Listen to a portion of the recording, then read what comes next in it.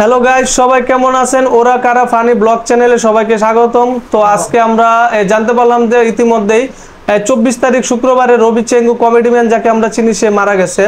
তার আগে মারা গেছে আমরা যাকে বাদাইম্মা বলে ডাকি। তো আমরা যাকে অরিজিনাল বাদাইম্মা বলে ডাকতাম, যার অরিজিনাল নাম হচ্ছে আহসান আলী। তো বাদাইম্মাও মারা গেছে এবং তার সাথে যে ডিরেক্টর বা রবি চেঙ্গু যাকে বলা হয়, যে হচ্ছে মেইন তাদের কমেডিম্যানে, সেও মারা গেছে গত 24 তারিখ শুক্রবারে।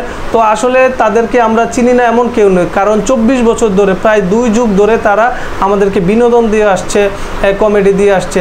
তো আমরা তাদের সবাই কম বেশি সবাই চিনি তাদেরকে, তাদের কমেডিগুলো আমরা এই ছোটোবেলা থেকে দেখে আসছি এবং খুব বিনোদন পেয়ে আসছি। তো আমি আজকে ভিডিও করার উদ্দেশ্য হচ্ছে যে বাংলাদেশ থেকে যদি কেউ মারা যায় বা পৃথিবীর যে কোনো দেশ থেকে যদি কেউ মারা যায়, তার জন্য অবশ্যই যদি আমরা জানি, সে যদি বড় কেউ হয় বা কোনো সেলিব্রিটি হয় বা আমরা তাকে যদি সবাই চিনি, ওই হিসাবে কিন্তু তাকে নিয়ে কিছু না কিছু বলার চেষ্টা করি বা ভাবি। তো আজকে আমার এই ভিডিওটা করার উদ্দেশ্য তাকে নিয়ে, কারণ ছোটোবেলা থেকে রবি চেঙ্গু আর হচ্ছে তার আহসান আলী বাদাইম্মা, তাদের কৌতুক বা তাদের কমেডিটা আমরা খুবই দেখতাম, আমি দেখতাম।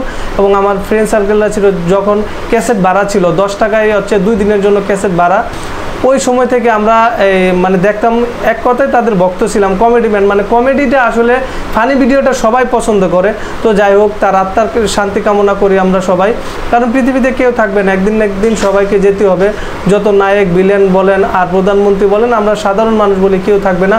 তো রবি চেঙ্গু এবং হচ্ছে আহসান আলী বাদাইম্মা দুজনে চলে গেছে ওপারে, এবং আস্তে আস্তে পৃথিবীর সবাই চলে যাবে, কিন্তু তাদের স্মৃতিগুলো থাকবে যুগ যুগ ধরে।